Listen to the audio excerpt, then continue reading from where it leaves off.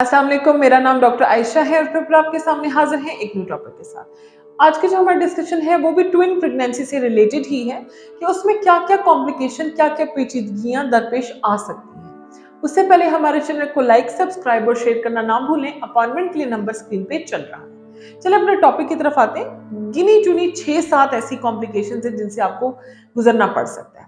और जैसे कि आपको पता है कि सिंगल प्रेगनेंसी, पहला हमल जब आपका होता है, आप प्राइमरी ग्रेविडा होते हो, तो उसमें जो आपको मॉर्निंग सिकनेस होती है, वॉमिटिंग, नौजिया, दिल खराब होना, उल्टी का आना, थकावट का होना, जिस्म दर्द करना, फटीग कि जैसे नींद डिस्टर्ब है, थक जाते हैं, अजीब सी बेचैनी है, मेंटली आप बड़े डिस्टर्ब होते हैं, फिजिकली भी आपको कभी लोअर एब्डोमिनल पेन है, कभी बैक एक है, कमजोरी फील हो रही है, बीपी लो हो रहा है। तो ये सिंगल प्रेगनेंसी की निस्बत आपको ट्विन प्रेगनेंसी में 2 से 3 गुना ज्यादा हो सकता है।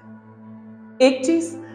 दूसरी चीज आ जाती है कि जो रिस्क होता है कि फर्स्ट प्रेगनेंसी है आपकी या हमल के दौरान शुगर बीपी के चांसेस होते हैं कि वो आपको हो सकता है, हम पेशेंट को गाइड करते हैं, लेकिन ट्विन प्रेगनेंसी में वही रिस्क 3 से 4 गुना ज्यादा बढ़ जाता है कि आपको डेफिनेटली इनमें से कोई एक बीमारी लाहक हो सकती है। उसके चांसेस 3 से 4 गुना ज्यादा हो जाते हैं। इसी तरीके से एबनॉर्मेलिटीज, एनॉमलीज जो हैं, उनके चांसेस, उनके रिस्क बिटवीन और ट्रिपलेट प्रेगनेंसी में सिंगल प्रेगनेंसी के निस्बत 3 से 4 गुना ज्यादा होते हैं, उनकी परसेंटेज हाई हो जाती है।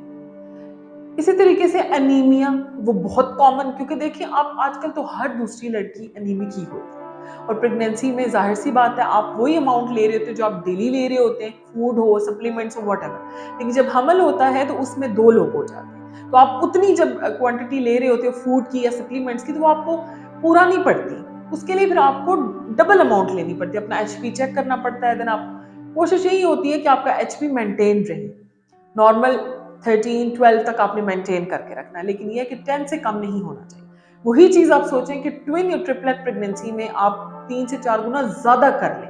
इसलिए आपको ट्विन या ट्रिपलेट प्रेगनेंसी में आयरन, मल्टीविटामिन, कैल्शियम 2 से 3 गुना ज्यादा जरूरत होती है। आप उसको उसी अमाउंट में नहीं ले सकते, उसी रेंज या वैल्यू में नहीं ले सकते जो आप सिंगल प्रेगनेंसी में लेते हैं। इसी तरीके से आ जाता है कि जब आफ्टर डिलीवरी पीपीएच, जिसको कहते हैं पोस्टमार्टम हेमरेज, यानी कि ज्यादा खून पड़ने का खतरा हो सकता है, तो वो भी नॉर्मल की निस्बत आपकी जो ट्विन और ट्रिपलेट प्रेगनेंसी होती है, इसमें 3 से 4 गुना ज्यादा होती है as compared to single pregnancy.